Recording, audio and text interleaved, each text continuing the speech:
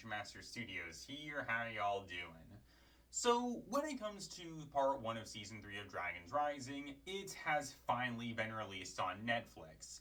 Now, I'm gonna be honest with you guys, this is a season that I was honestly kind of skeptical going into it. While initially I was excited about this season going into it, as I did talk about in a previous video, honestly, as time went on and as more information was revealed about the season, both when it came to stuff that was officially revealed as well as when it came to some of the rumors, I will admit I was kind of skeptical when it came to the season going into it. But with that being said, when I actually ended up watching part 1 of Season 3, I honestly ended up enjoying it. I did think that it was good. I don't think that Season 3 is amazing or anything, as I do feel like there are some problems when it comes to this chapter of Dragon's Rising. However, I would honestly say that in comparison to the other chapters, this is honestly my favorite chapter of Dragon's Rising that we've gotten so far. And in today's video, I want to talk about my thoughts on it. So, let's get into this whole thing. Now, when it comes to this video, just like what I've done for some of my other chapter reviews when it comes to Dragon's Rising, instead of going over the stuff that I do like and then I go over the stuff that I don't like, instead I'm just going to talk about stuff in general when it comes to this chapter and share my thoughts on it. So, starting off, I want to begin by discussing the ninja. And honestly, I'm pretty mixed when it comes to how the ninja were actually handled in this chapter, because there were honestly things about the ninja that I did legitimately enjoy, but then there were also some things about them that I wasn't really a big fan of. Primarily because when it came to most of the ninja, particularly with the original ninja, a lot of them didn't really get that much to do overall when it came to the chapter. When it came to the ninja, I feel like they did get some good characterization, at least for the ninja who actually got proper screen time. But again, in terms of story-related stuff, it feels like a lot of them didn't really get that much overall. Like Cole, for example, who got basically nothing to do during the chapter. He showed up early on, then made a couple of small appearances at the end of the chapter, but that's about it. He really didn't get anything to do during the chapter. And honestly, I did find that to be pretty underwhelming. Same thing goes for Kai, because even though he does get a decent amount of screen time during the chapter, it feels like by and large he just didn't really get that much to do overall during the chapter. We did see him and Nia searching for Jay, which does continue on with that storyline that was set up at the end of part 2 of Season 2, which I do honestly like, but it feels like there isn't really anything that specific that happens with Kai during this chapter. That being said though, as per usual, I do think that his dynamic with Wildfire was absolutely great. I feel like their surrogate father-daughter dynamic was absolutely fantastic, and I did think that they did get a lot of comedic moments there, but again, I do wish that Kai did get some more to do when it came to this chapter. And I feel like the same thing can also be said about Lloyd, because once again, it feels like he really didn't get that much to do during this chapter. Something that I did like is that when it came to Lloyd, we did see him searching for Arin, which does make sense given the ending of part 2, but that's about it. We don't really see anything else with Lloyd. Something that we did get with him, which I did honestly like, was him questioning stuff when it came to Wu starting to merge, which does make sense. But again, by and large, it feels like Lloyd just didn't really get that much to do during this chapter, and it feels like he didn't really get any kind of significant storyline or character arc during the chapter. And I also think it's really weird that this chapter basically drops Lloyd having visions, because for some reason he doesn't have any this chapter, which feels really weird. Maybe he'll have some in part 2. And the same thing goes for Lloyd being a master as well, because after the first episode, the only time Lloyd's ever really brought up as a master is when Arin talks about him as his former master, and that's it. Which I do feel is pretty underwhelming, because I feel like Season 2 did a really great job at handling that stuff. So again, I do think it is kind of weird that when it comes to Season 3, it doesn't really do anything with that stuff so far. But overall, when it comes to Lloyd, I did like his characterization. I just wish that he, again, got more to do during the chapter. After this, we then have Nia, who I do think was actually handled fairly well during this chapter, because, like I said earlier, we do see her and Kai looking for Jay, once again continuing on with that plot point that was set up at the end of Season 2, which is something that I do like. And just like when it came to Season 2, I do like that as a result of Nia looking for Jay, we get the chance to see a more emotional side of Nia, with her being more emotionally vulnerable in comparison to how we've usually seen her, showing us how Nia has been able to grow and mature as time has gone on. It's something that I did honestly enjoy seeing, and I feel like it was something interesting for Nia's character. And admittedly, I did like that when it came to Nia, she was actually able to find Jay at the end of the chapter. That was something that I did enjoy. And again, when it comes to Nia, I did like that she did get a bit more to do during this chapter, and again, her being more emotional is something that I think was interesting to see for her. So after this, we have Zane, and I'm going to be completely and totally honest with you guys, but out of everything that we ended up getting during this chapter of Dragons Rising, Zane was by far the biggest thing that I was the most mixed on when it came to the chapter. Because there were things about Zane that I did legitimately really like during this chapter, and on a subjective level, Zane was honestly my favorite part of the chapter. However, there were also some issues that I had when it came to the way that Zane was handled during the chapter, and here's what I mean by that. When it comes to Zane, by far the biggest thing about him that I really liked during this chapter was his characterization, as I thought that Zane's characterization was really good, and the best that his characterization has been handled so far when it comes to Dragons Rising, especially when it came to episode 4. I really liked what this episode did with Zane, and his character during the episode, I thought it was fantastic. Stuff like his relationship with Pixel all throughout the episode, and really the chapter in general, I thought was something legitimately really great. And I honestly think that this chapter gave us some of the best Pixane stuff that we've gotten in a long time when it comes to the show, so I thought that was great. Plus, also, we had stuff like Zane's determination to never give up, even when the situation was looking really bleak, as we saw with him going up against Raps and the Freebooters, as well as knocking the Dragonians. I thought that was something handled really well. And Zane also sacrificing himself at the end of the episode in order to protect Pixel, as well as Rapping and the Freebooters, despite them being bad guys, but Zane still being willing to help them anyway, showing what he's willing to do in order to help people. I thought that was something else that was honestly handled really well. And when it comes to Zane's sacrifice, I do think that this was one of the better Zane fake out tests that we've gotten.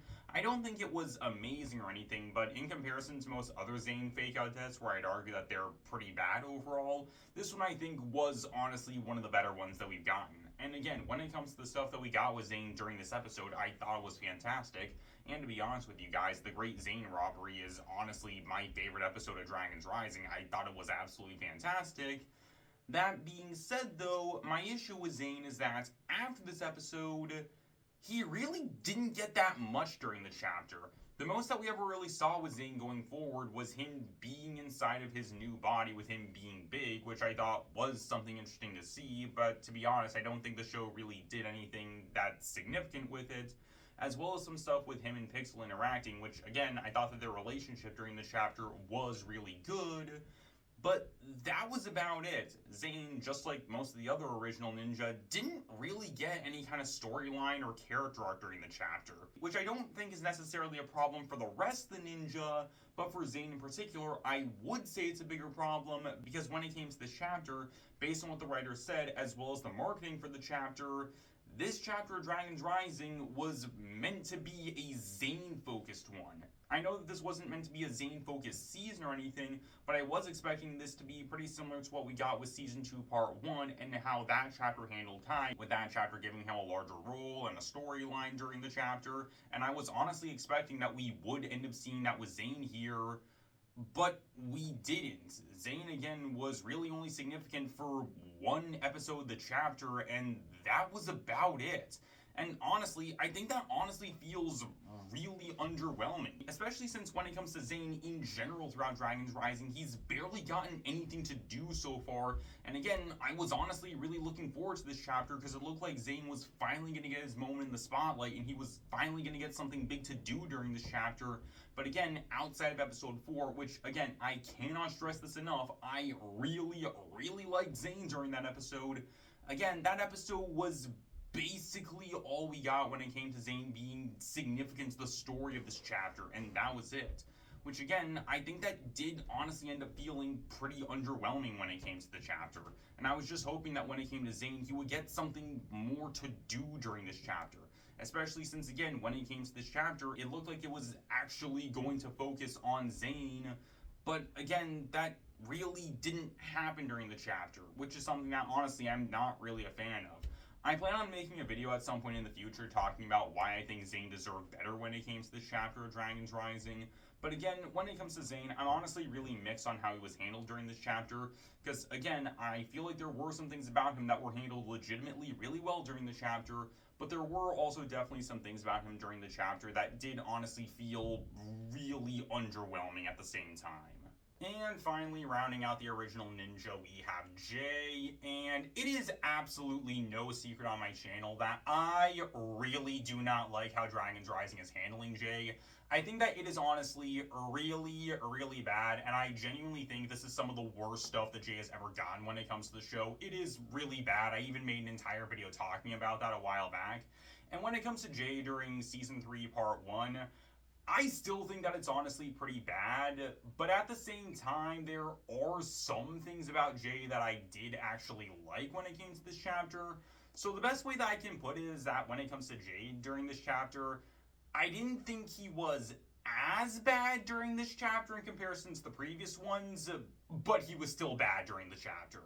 So starting off, I actually want to go over the few things that I did actually like about Jay during the chapter. For one, there were those few flashback scenes that we got where we got the chance to actually see Jay as Jay, with us seeing him spending time with the ninja. That was honestly something that I did actually like.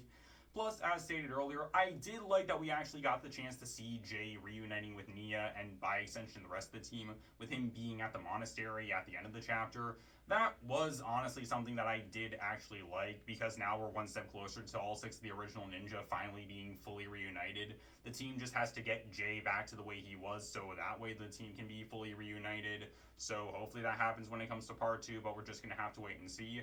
Also, I did like that when it came to this chapter, we actually got the chance to see Jay more as Jay, if that makes sense. And what I mean by that is that there were some moments that we got with Jay during this chapter where he did feel more like himself in comparison to the previous chapters. With stuff like him playing video games, him making jokes, and even some of the stuff that we got with him after the team took off his mask and they saw Jay's face again, there were definitely some elements where Jay did feel like himself, and that is something that I did end up liking, because again, we're closer to finally getting Jay back as Jay. The team just has to fully restore his memory and unshatter his goodness. That being said though, when it comes to Jay acting like himself, that is also a bit of a double-edged sword though, and the reason why I say that is because Jay did not act like this at all during Part 2 of Season 2, because during that chapter, Jay was an overly serious, arrogant, unlikable jerk, and he didn't act like himself at all. So I think it does feel kind of jarring that we go from Jay acting like that to him acting a bit more like himself, and it's never really properly explained why Jay went from acting like that to acting like this. It does feel kind of weird. Also, speaking of things never being explained, there's Jay as a bounty hunter, which honestly just felt pretty random and forced, because why did Jay become a bounty hunter after the tournament of the sources? That is literally never explained at any point, and I can't really think of a reason behind why Jay would choose to be a bounty hunter. It feels like a really strange decision, and again, the show not doing anything to explain this is something that I didn't like. Also, when it comes to Jay being a bounty hunter, this also relates into another issue that I have when it comes to Jay, not just in this chapter, but really Dragons Rising in general. And it's that when it comes to Dragons Rising, something that I've noticed is that outside of the flashback scenes, Dragons Rising has basically refused to actually let Jay be himself. Because when it comes to Jay's appearances throughout Dragons Rising, he hasn't been acting like himself. We saw that during Season 1 as well as during Part 1 of Season 2, where obviously Jay was an agent of the administration and he didn't really act like himself all that much, save for a few things here and there.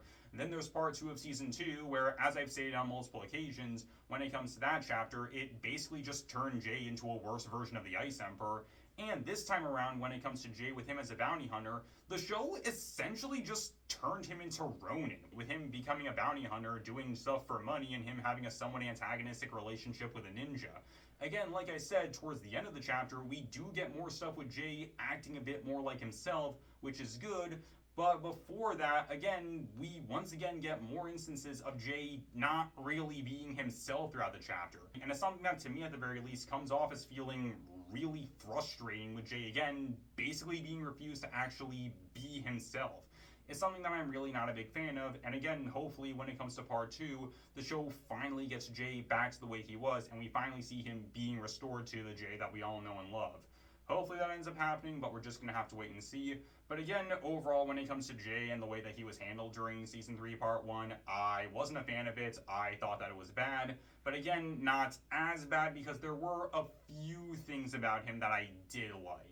After this, we then have Sora, and she's honestly another character who I was pretty mixed on when it came to the chapter. Now, when it comes to Sora, in general, I haven't really been the biggest fan of her when it comes to Dragon's Rising, primarily because, for me at the very least, I just don't think Sora is a particularly interesting character when it comes to the show.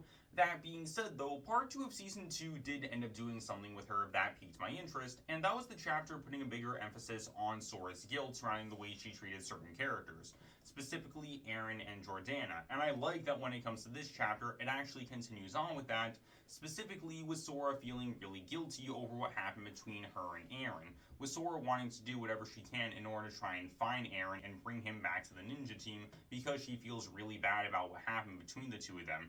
And when it comes to Sora and Arin's friendship, it ended up being a pretty big focus of the chapter, with us even getting a flashback at one point showing us when these two met for the first time, and really driving home just how close these two are to one another, as well as emphasizing that these two have been by each other's sides for a really, really long time, and they've essentially been each other's only friends ever since the merge happened.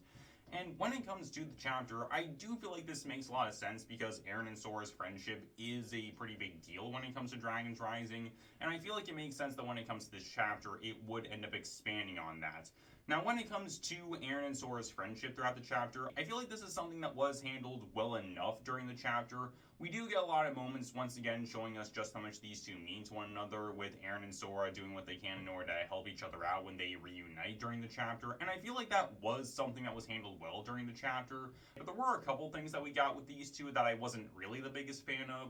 Like, for example, and this isn't just something that we saw during this chapter, but also during the previous chapter as well, and it's something that we end up seeing with Sora, is her fully placing the blame on herself whenever something bad happens to Arin, even if Sora didn't have that much to do with said bad thing happening to Arin. I don't think that's something that was really handled that well. And another issue that I had when it came to Arin and Sora's friendship during the chapter would be Sora going to work alongside Roz at the end of the chapter. I get where Sora's coming from because she's been separated from Arin for a long time and she doesn't want to go through that again, especially since, again, they've been by each other's side for a really long time and Sora wants to watch over him. Again, I get where she's coming from, but at the same time, though, I'd argue that Sora going to work alongside Roz is something that doesn't make any sense at all for a couple reasons.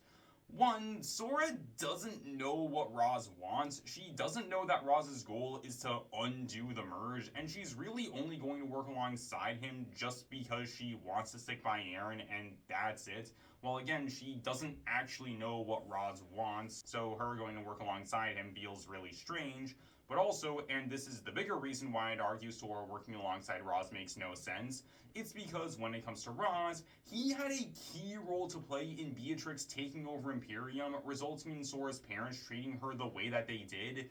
Yet Sora seemingly doesn't care about this. I know that when it comes to Roz, he wasn't directly responsible for Sora's parents treating her the way that they did, but still, given that Roz did have a key role to play in Beatrix taking over Imperium and again turning it into what it was, something that Sora was aware of, by the way, given how Zeatrix brought this up to Roz when the two of them met each other towards the beginning of the Tournament of the Sources, and Sora was there when it happened and saw the two of them talking to one another, meaning that she would have known that Roz played a significant role in Beatrix taking over Imperium.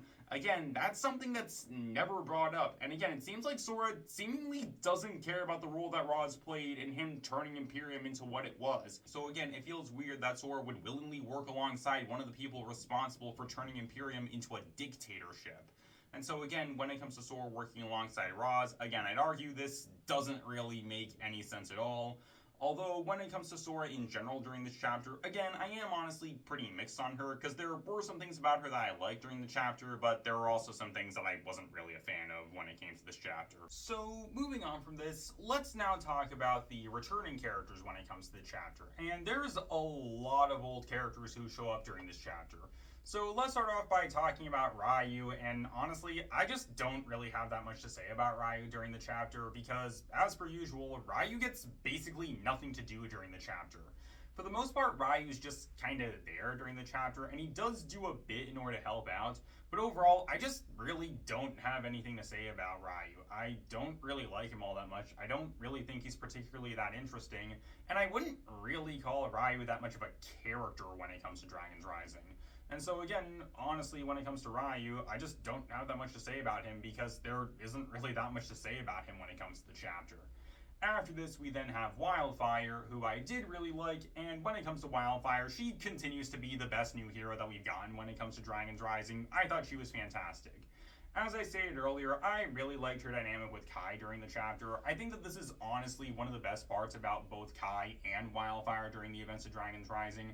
Their surrogate father-daughter dynamic I think is honestly really great to see because it's something really interesting for both their characters. Plus, I feel like it results in a lot of really comedic moments, and that is something that we see with Wildfire all throughout this chapter. Her just in general being really funny. One of my favorite comedic bits from Wildfire during the season being her learning about video games. I personally thought that that was hilarious. And another big thing that we saw with Wildfire during the season was obviously her trying to help out Roby.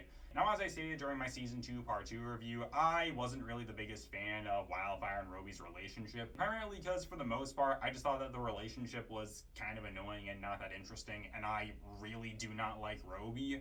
But when it comes to this chapter, I feel like it was handled a bit better, primarily with Wildfire doing whatever she could in order to help Roby after he was affected by Kerr's decaying powers during the season, with Wildfire, again, doing whatever she could in order to help him out, with her going to really great lengths in order to save Roby. I think that was honestly something good to see, and it makes a lot of sense that Wildfire would end up doing that, with her doing what she could in order to help someone that she cares about. It's something that I did like. That being said, I did think it was honestly pretty obvious that Roby wasn't gonna die. So that's something I wasn't really the biggest fan of, how obvious that whole thing was gonna be. But again, I do feel like their relationship during the season was handled a bit better in comparison to what we saw last season, even though I'm still not the biggest fan of it. But overall, when it comes to Wildfire, I did honestly end up liking her during the chapter. After this, we then have Frack, who is yet another character who I'm honestly kind of mixed on when it comes to the chapter, because once again, there are things about him that I do like, but there are also some things about him that I don't like. One thing about Frack that I did honestly like was us getting the chance to see him training to be a ninja. This is something that I feel does make a lot of sense considering what we saw for him during Part 2 of Season 2 with Cole mentoring him, so it makes sense that Season 3 would continue on with that, and I think it was honestly something interesting to see. Another thing about Frack that I did like was there being a few instances where he tried to stand up to Roz during the chapter after what happened between these two during Part 2 of Season 2. That's something else that I liked. And also, when it comes to stuff with him and Roz, I did like that when it came to Frack, he tried to apologize and warn Arin about working alongside Roz and presenting the training techniques in a good light, acting like they were cool. That was something else that I did honestly like, Frack owning up to his mistakes. That's something else that I thought was good. That being said, there were a couple of things about Frack that I wasn't the biggest fan of. Like, for example, there were some things about Frack that I thought were kind of annoying. Primarily his dynamic with Sora early on during the chapter, with the two of them having a small rivalry. I did think that was kind of annoying. Plus, there was Frack also not really being that smart throughout the events of the chapter. That's something else that I thought was kind of annoying and not really funny like the show wanted to be. And one other problem that I have when it comes to Frack is that I do feel like his whole situation is a bit too similar to Wildfire, where we have a ninja trainee who has a power similar to one of the original ninja, with that original ninja acting as the mentor and teacher to the ninja trainee. That is something that honestly I'm not really a big fan of, because again, I do think it is a bit too similar to what we saw with Wildfire, but when it comes to Wildfire, like I said, there's the surrogate father-daughter dynamic between her and Kai, which I do think is legitimately interesting, while Frack, I'd argue, doesn't really have any particularly interesting dynamic with Cole, or really any of the ninja for that matter. So when it comes to Frack, that's something I wasn't really the biggest fan of, but overall when it came to Frack, I thought that he was honestly fine during the season. After this, we have Roby, who, as I stated earlier, I really don't like Roby. I think that he's honestly really annoying when it comes to the show. I really did not like him during Part 2 of Season 2, and I still wasn't really a big fan of him this time around. Admittedly, I didn't think Roby was as bad during this chapter, primarily because we do get less stuff with him as an influencer. And again, I did think that his relationship with Wildfire was slightly better this time around. But overall, I still just wasn't really a big fan of Roby, as I still found him to be largely annoying. And again, I think it was honestly pretty obvious that Roby wasn't actually gonna die. And so again, when it comes to Roby, I just didn't like him this chapter. After this, we then have Arakor, and when it comes to Arakor, I wasn't really the biggest fan of him during this season, although it wasn't really anything to do with him as a character. Now, back during Season 1, I didn't really like Arakor that much because, for the most part, I thought he was a boring character who wasn't that interesting overall. And while I didn't think Arakor was that compelling this time around, I will admit that his dynamic and interactions with the other characters was honestly somewhat compelling, and I was somewhat intrigued. I didn't think it was amazing, but at the very least it was something. So my problem wasn't with Arakor as a character, but rather my issue when it comes to Arakor returning is actually a returning problem that I had back during Season 1 of Dragons Rising, and it is that with Arakor showing up here, we end up getting a lot of things that contradict the events of Skybound. So for starters, during the episode where Arakor shows up, he states that wish magic comes from Jinjago itself. And the idea is that whenever someone makes a wish, it causes more of Jinjago to show up, where as a result of more wishes being granted, more of Jinjago can exist, which is the case back during the events of Skybound. However, when it came to Jinjago back during the events of Skybound, wish magic did not come from Jinjago. It was actually the other way around. Jinjago was able to come into existence as a result of Nonacon's power and his growing strength as a result of him trapping souls inside of the Jin Blade. Nonacon didn't have to grant a bunch of wishes in order to make Jinjago, and with new Jinjago being created, that didn't result in Nonacon being able to grant more powerful wishes. He could always do that. So that's something that ends up retconning the events of Skybound. Also, when it comes to the episode where Arakor shows up, we see that Nia and Sora are able to make a bunch of wishes, which doesn't make any sense at all, because Skybound made it very clear that people only get 3 wishes and that's it. They aren't able to wish for more things after their 3rd wish. Yet somehow Sora and Nia are able to do that during this episode, despite them already making a bunch of wishes back during Season 1. So them doing this now, again, that just contradicts the events of Skybound. And also, Arakor states that he can choose whether or not to grant a certain wish, and he has restrictions when it comes to certain wishes depending on how powerful they are, an idea that, once again, was never brought up once during the events of Skybound. And this is really an issue that I have when it comes to Arakor and Dragons Rising, and it's that whenever he shows up, the show ends up contradicting a lot of stuff from Skybound, which is something that honestly I wasn't really the biggest fan of when it came to this season. After this, we then have Roz, who continues to be by far the best new character that we've gotten when it comes to Dragons Rising. I thought he was absolutely fantastic during the chapter. For one, we got the chance to learn more of Roz's backstory, with us learning that apparently all of Roz's people were wiped out at some point, which I think is honestly a pretty big deal. It's unclear who exactly is responsible for this, although I wouldn't be surprised if the Forbidden Five potentially had something to do with it, considering we learned one of Roz's ancestors was apparently captured by the Forbidden Five at one point. We also learned that when it comes to Roz, he apparently has 2 Source Dragon icons, or at least he had to. One of them he used in order to summon the Source Dragon of Energy, and another one he has is actually his hammer, raising the obvious question of how exactly did he get these icons in the first place. It's something that I do hope we end up getting an answer to at some point. Another big thing about Roz that I liked was him acting as a teacher to Arin, primarily because this shows us a big thing that we've been seeing with Roz throughout the events of Dragons Rising, and that's the areas where he and Lloyd differ as teachers, with Roz putting a really big emphasis on strength and hatred, while Lloyd puts a bigger emphasis on other things when it comes to training. It's something that I do think is really interesting, and it shows you the parallels between these 2 characters, which I do think is honestly really great. But by far my favorite thing about Roz when it comes to this chapter would honestly be just how desperate he was throughout the events of the chapter.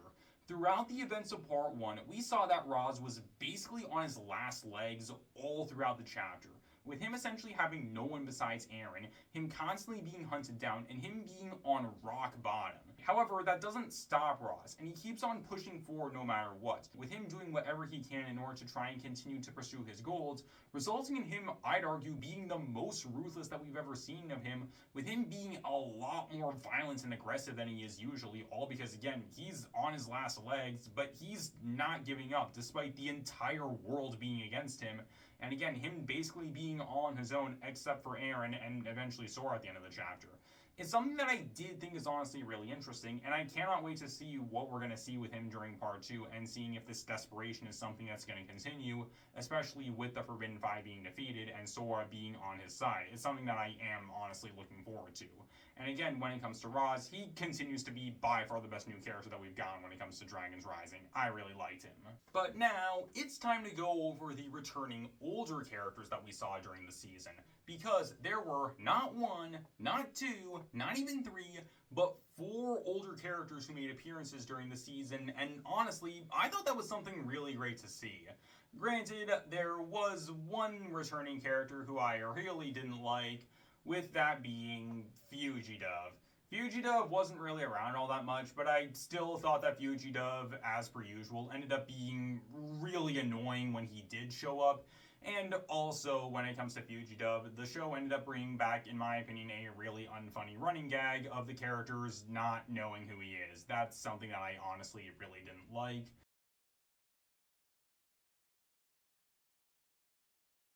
We also got the chance to see Dareth finally return during the chapter, which is something that I really liked. Dareth, I think, is honestly a really funny character when it comes to the show, and I thought it was great seeing him finally show up in Dragons Rising after all this time, with him actually going to Jinjago in order to try and become a ninja like the rest of the team, which, yeah, Dareth would definitely do that. And even though he did have a pretty small appearance, again, I just thought it was honestly great to finally see Dareth back. We also get the chance to finally see Pixel return after all this time, which I honestly thought was really great. It has been a long time since we've seen Pixel and Ninjago, and I think it's honestly great that we finally got the chance to see her back after all this time. And like I said earlier, I honestly really like the dynamic between her and Zane throughout the events of the chapter. I thought it was honestly handled really well, with these two constantly supporting each other throughout the chapter. I thought that was honestly really great. One scene in particular that I really liked was when the two of them were in the First Realm Monastery, with the two of them talking about going exploring after the Forbidden Five were defeated. That was honestly something that I liked. I thought the scene was honestly pretty good. And another big thing that I liked with Pixel during the season is that we got the chance to see more of her engineering side, with her building things in order to help out the ninja, even building Zane his brand new body. That was honestly something that I liked, and I thought it was great that we got the chance to see the engineering side of Pixel again. I thought that was great. And again, when it comes to Pixel back, it's something that I did honestly really enjoy when it came to the chapter. And then finally, we have Moro, and I loved Moro during this chapter. Moro was honestly one of my favorite parts of Season 3, Part 1, and I'd honestly say that after Zane, Moro was by far my favorite part of the chapter. I thought he was absolutely fantastic. Now, I will admit, I was honestly really worried about Moro going into Season 3, primarily because I was worried that the show was going to undo his redemption arc and we were going to see Moro as a bad guy again.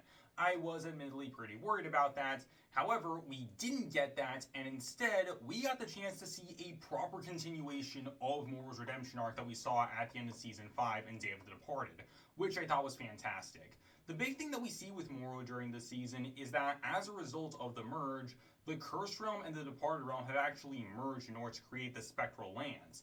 And when it comes to Moro, he essentially acts as the guardian of the Spectral Lands, helping souls being able to move on into the true afterlife after they die in the merged world, while also being able to protect them from soul suckers. I thought that was honestly something legitimately really great to see, and it feels like a proper continuation of Moro's redemption arc, because the big thing that we saw with Moro was him going from someone who hurted people to someone who protected them. We especially saw that during Day of the Departed, with Moro doing what he could in order to help the ninja and Wu by warning them about Yang's plan, and we see that exact same kind of thing continue on here, with Moro taking an active role of helping departed souls. I thought that was something honestly really great to see. And something else that I thought was interesting is that when it comes to Moro, he actually talked about potentially moving on at some point, but he ultimately chose not to do that. And instead, he remains as a protector in order to watch over the lost souls. And I think that's something really, really great to see, seeing Moro act in this protector role, doing what he can in order to help people and guide along the lost souls. I thought that was honestly something legitimately fantastic. And another big thing that I really liked about Moro during the season was us getting the chance to see more of his thoughts on Wu and seeing how they've changed following what happened during Season 5. With Moro initially hating Sensei Wu during that season as a result of him believing that he was going to become the Green Ninja because Wu made him believe he was going to become the Green Ninja. However, after everything that happened, Moro's opinion on Wu has changed, and he views Wu with a lot more respect, with him even telling Arin to tell Wu that he was right about him, showing that when it comes to Moro, he really has changed his ways after what happened during the events of Season 5 in Day of the Departed.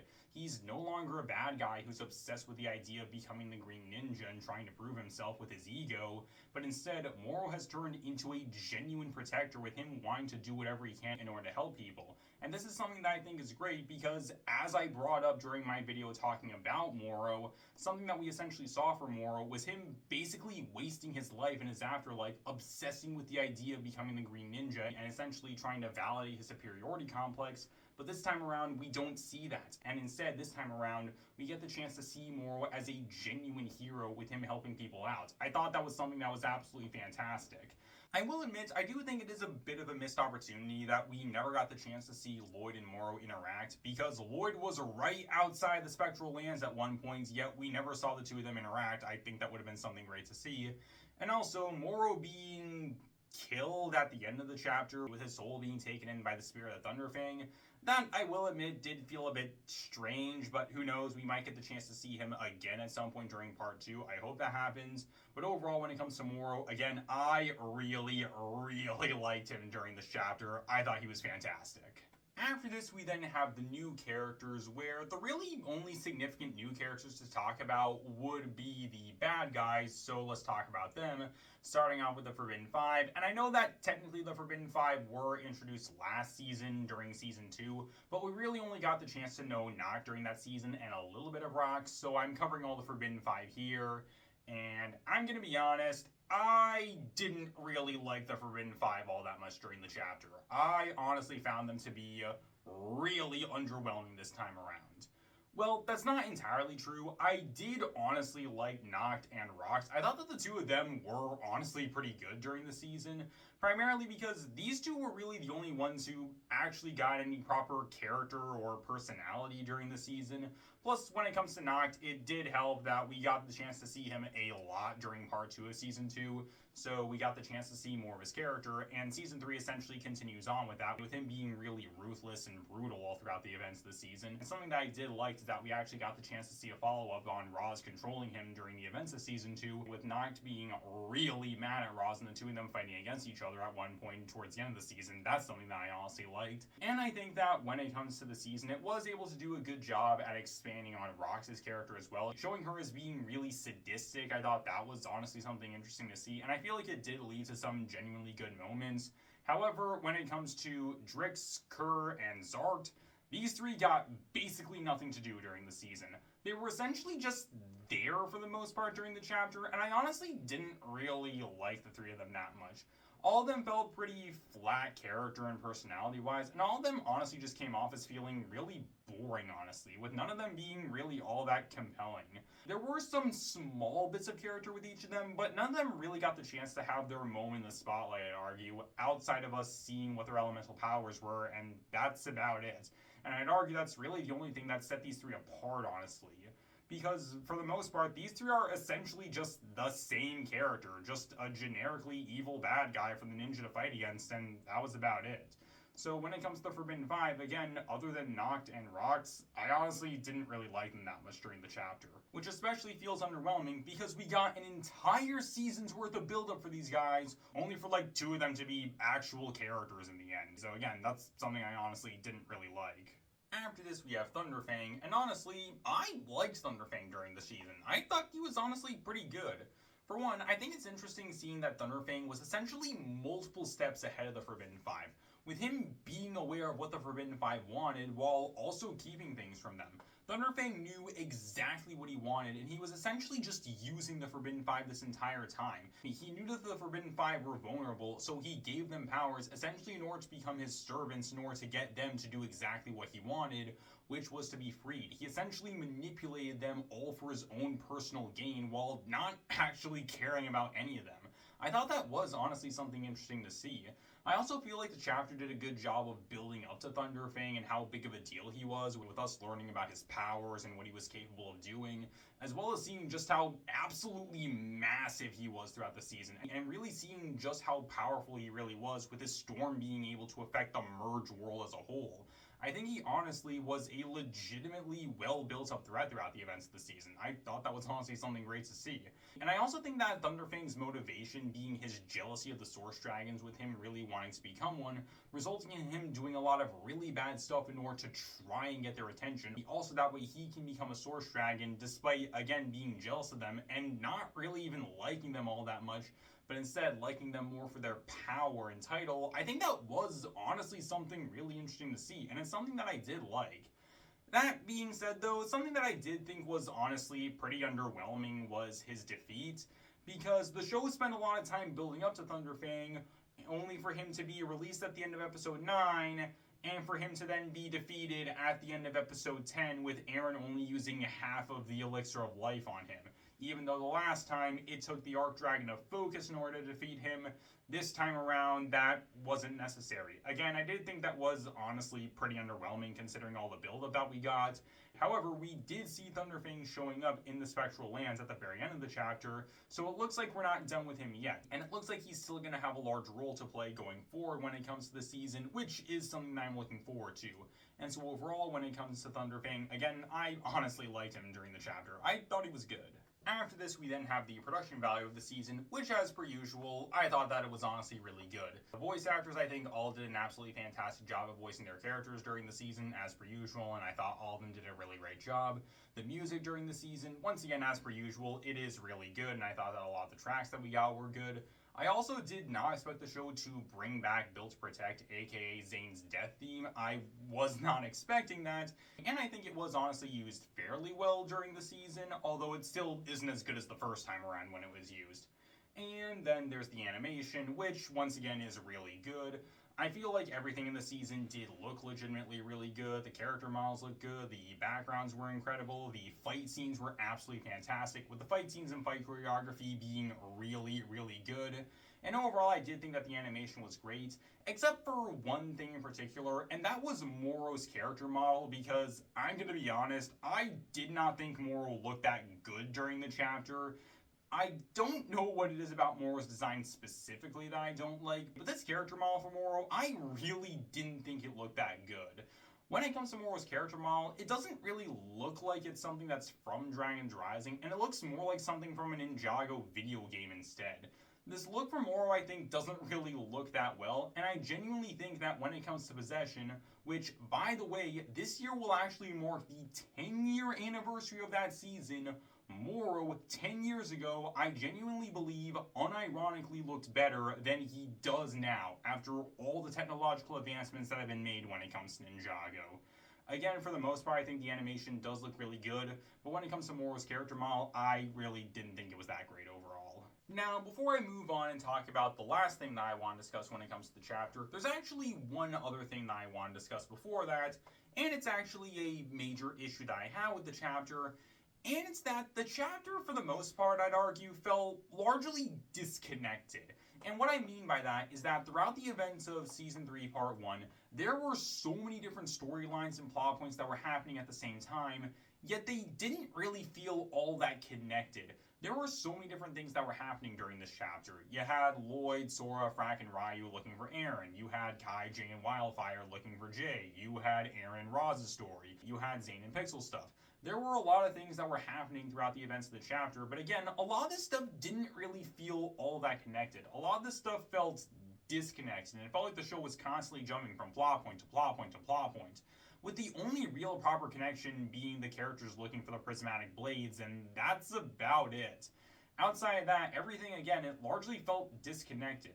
And by the way, speaking of the prismatic blades, one other thing that I'm not really the biggest fan of is how easy the characters were able to find them during the chapter, because there were so many instances where a prismatic blade was essentially just lying around and it was never really explained how someone was able to get it. Like, for example, Rapton and his allies just had one of the prismatic blades with them, but it's never explained how they were able to get it.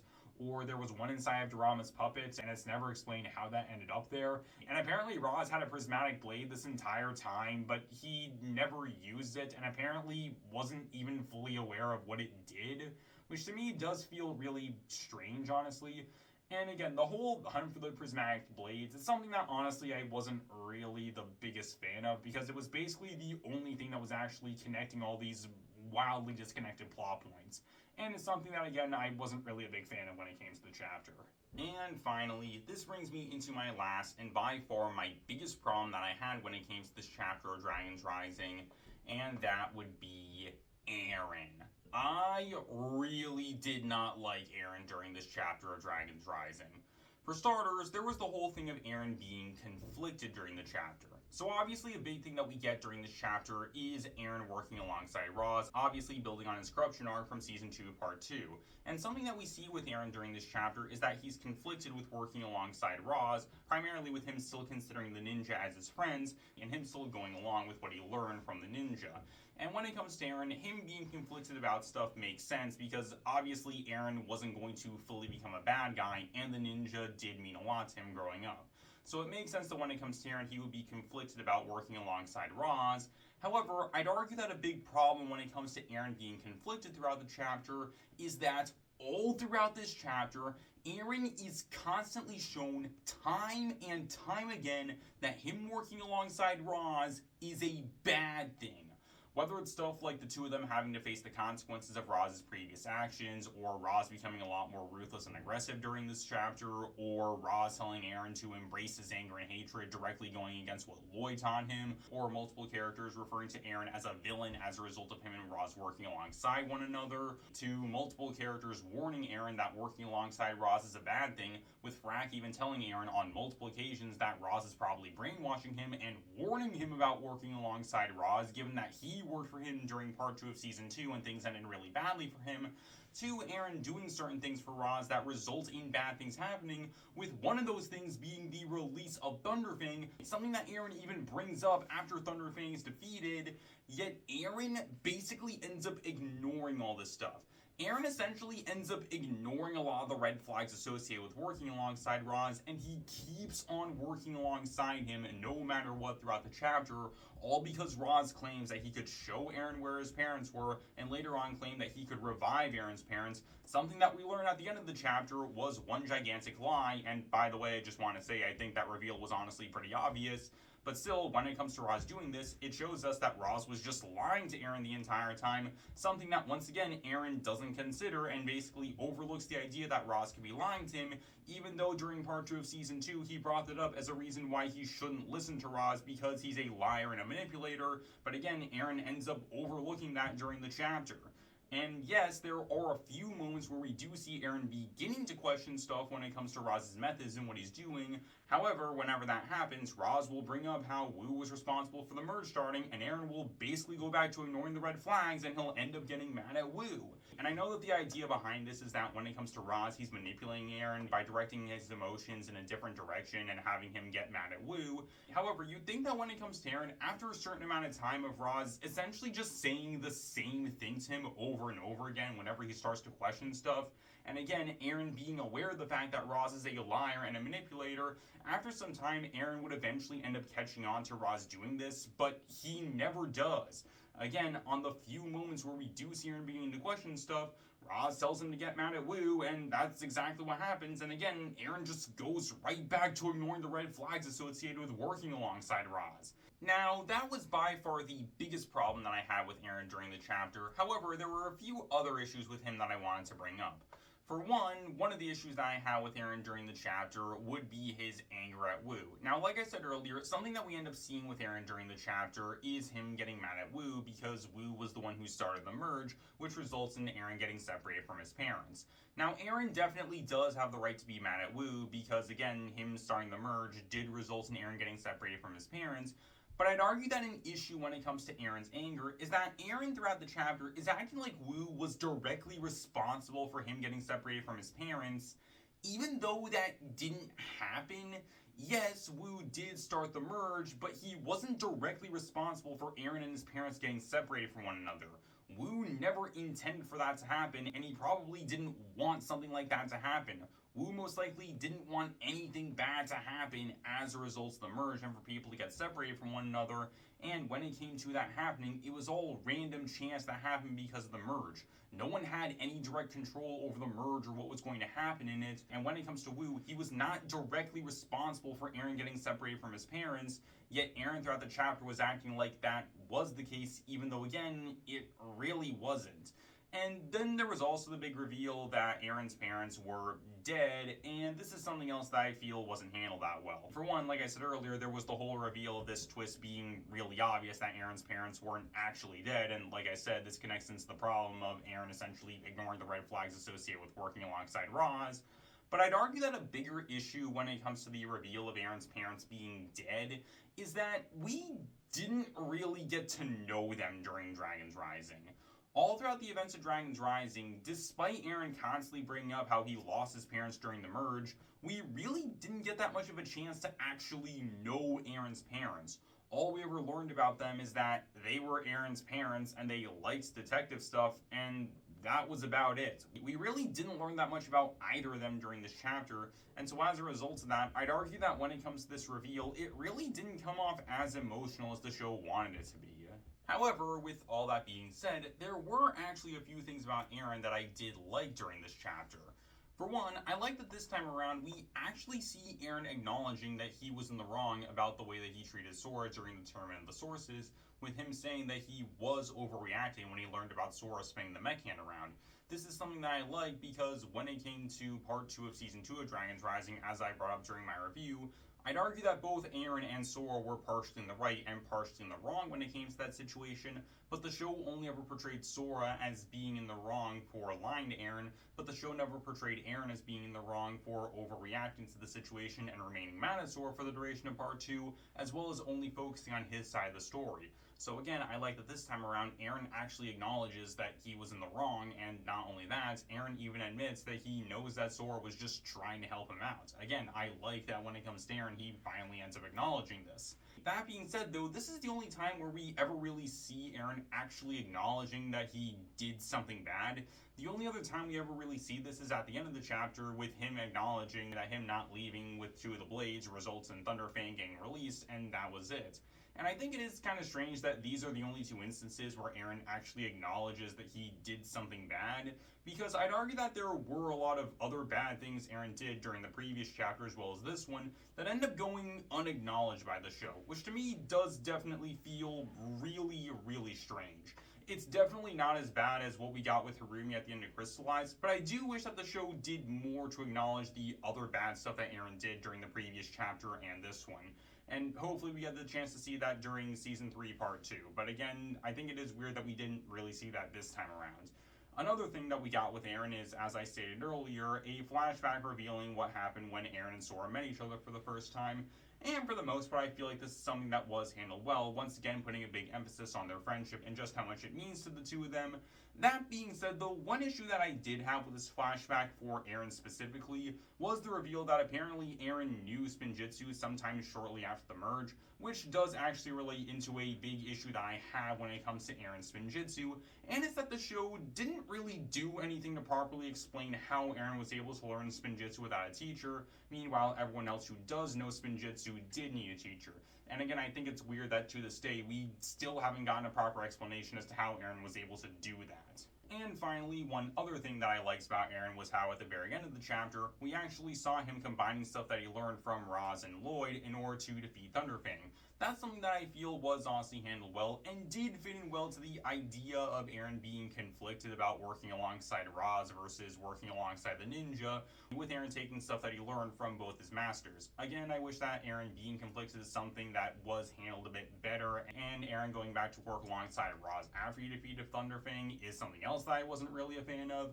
But still, I like the idea behind this when it came to Arin being conflicted, and again, I feel like him combining stuff from Roz and Lloyd's teaching methods was a good idea in the end.